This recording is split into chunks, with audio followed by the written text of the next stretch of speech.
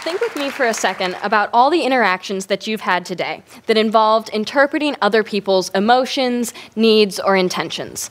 For example, maybe today you were in class and you had to know that the teacher wanted you to be quiet by just a look that they gave you. Or maybe you had to give your friend a hug because they were looking a little sad.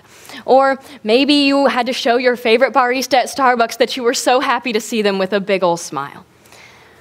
Now, think for a second about what it would be like to be a child who didn't understand that their teacher was frustrated with them, or who couldn't interpret that another child wanted their toy on the playground, or who couldn't show their parents their excitement at going to the store with them.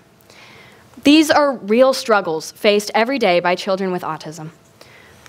Research at Vanderbilt University has found that it's very challenging for children with autism to recognize faces, manage stress, and switch topics. And 1 in 58 children in North Carolina are diagnosed with autism. And as you can see by this chart, that number isn't getting smaller. When I was younger, I lived in Duluth, Minnesota, and I was involved in the community theater there.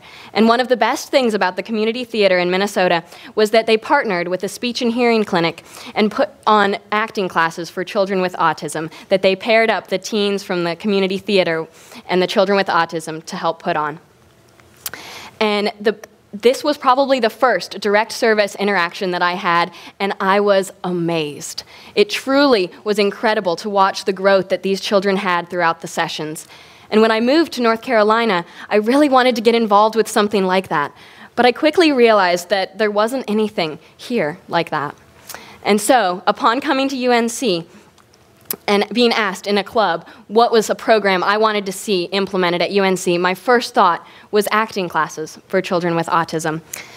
As a result, the next spring, I started an organization that put on just these acting classes, and over the past few semesters, we have grown quite a bit. We went from 5-week session to 10-week session, from 5 kids to 15. Stage play uses drama-based activities to acclimate children with autism to various social situations. These activities have shown to improve communication, relationship development, and social comfort for children with autism. These activities involve role-playing and improvisation and just all around having fun.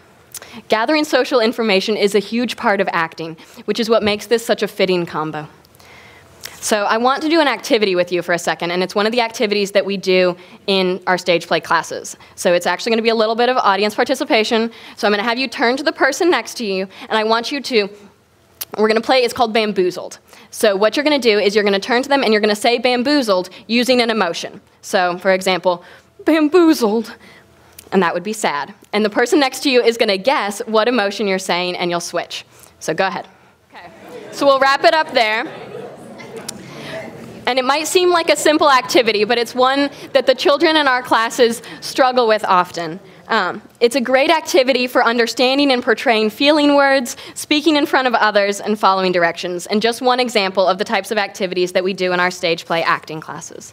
The mission statement of stage play is to offer acting classes that build social and emotional growth for children with autism in the Chapel Hill-Carrboro community. To demonstrate some of the impact that stage play can have, I'll tell you about a girl named Sally.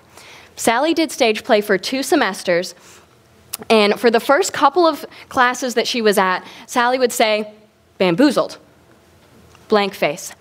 On her 3rd or 4th class, though, Sally gets up and she goes, bamboozled, and she frowned.